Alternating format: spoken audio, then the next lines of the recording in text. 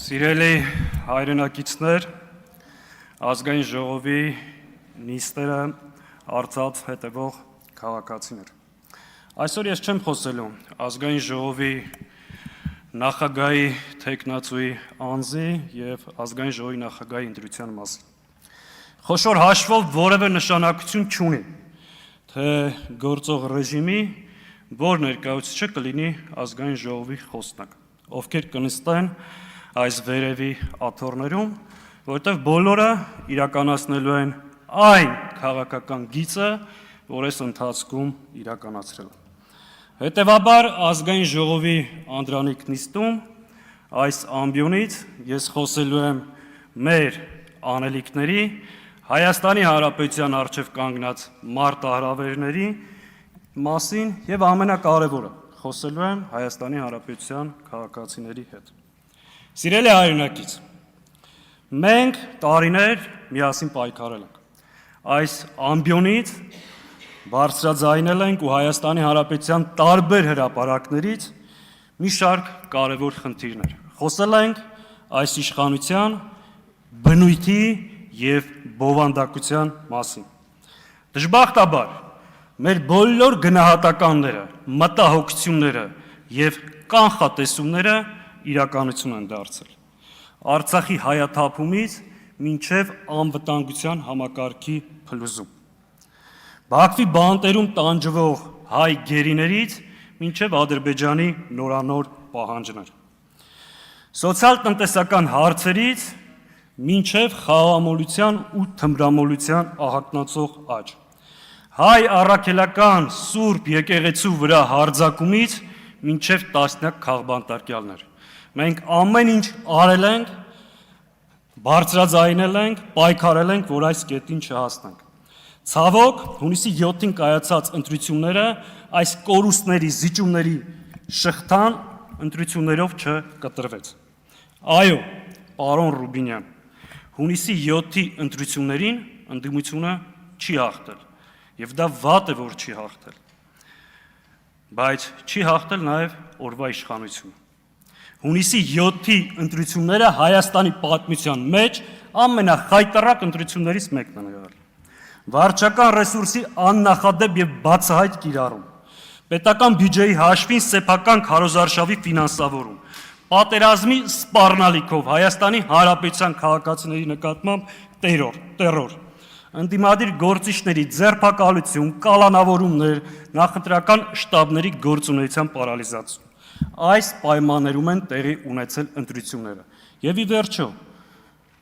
ընդդիմադիր շեմը հաղթահարած ուժը բարգավաճ Հայաստանի ձայները գողացվել են։ Հետևաբար,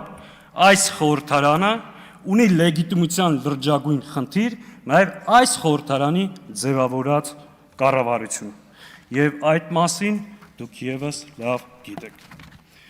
Սիրելի հայրենակիցներ, այս ամեն ինչից հետո հարց է առաջանում. ինչ է անում խորհրդարանը այս դահլիճում եւ ինչ անելիք ունի առաջիկայում։ Շատ պարզ եւ ուղիղ ձևակերպեմ։ Մենք այստեղ ենք մեր առաջիկա քաղաքական պայքարը կազմակերպելու եւ մեր համազգային նպատակները առաջ մղելու համար։ Մենք այստեղ ենք Հայաստանի Հանրապետության քաղաքացիների հարցերը բարձրաձայնելու, Բաքվում գտնվող գերիների խնդիրներից խոսելու, Հայաստանի օկուպացված տարածքների մասին բարձրաձայնելու եւ այո, Արցախի ժողովրդի հավաքական վերադարձի իրավունքը բարձրաձայնելու համար։ Արդյոք սա բավարար է փոփոխության հասնելու համար։ Միանշանակ ոչ։ Սիրելի հայրենակից, մենք գիտենք, որ փոփոխության հասնելու պահանջը ձևակերպված է ընդդիմությունից, մասնավորապես խորհրդարանական ընդդիմությունից։ Մենք ընդունում ենք այդ պահանջը, քննադատությունը, մտնում ենք այդ պատասխանատվության տակ եւ ամեն ինչ անելու ենք փոփոխության հասնելու համար։ Մեզ պետք է ձեր աջակցությունը, ձեր վստահությունը եւ թիկունքը,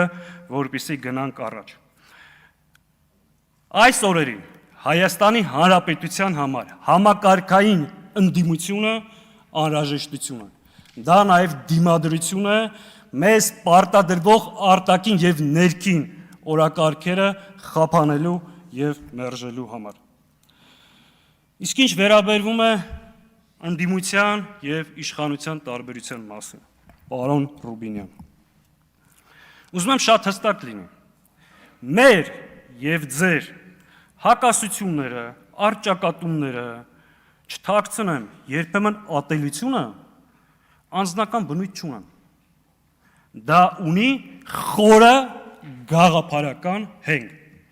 դա մեր պետության անցյալի, ներկայի եւ ապագայի մասին պատկերացումներն։ Այն մոդելը, որ դուք առաջարկում եք իրական Հայաստանի փաթեթավորմամբ Հայաստանի Հանրապետության քաղաքացիներին, դա ինքնաոչնչացման եւ կործանման ճանապարհ է։ Մենք չենք կարող թույլ տալ, որ հայկական պետությունը ունենա Ադրբեջանի պահանջած սահմանադրություն։ Մենք չենք կարող թույլ տալ, որ հրաժարվենք մեր անցյալից, մեր ժառանգությունից, մեր իրավունքներից ուրանալ հայոց ցեղասպանություն։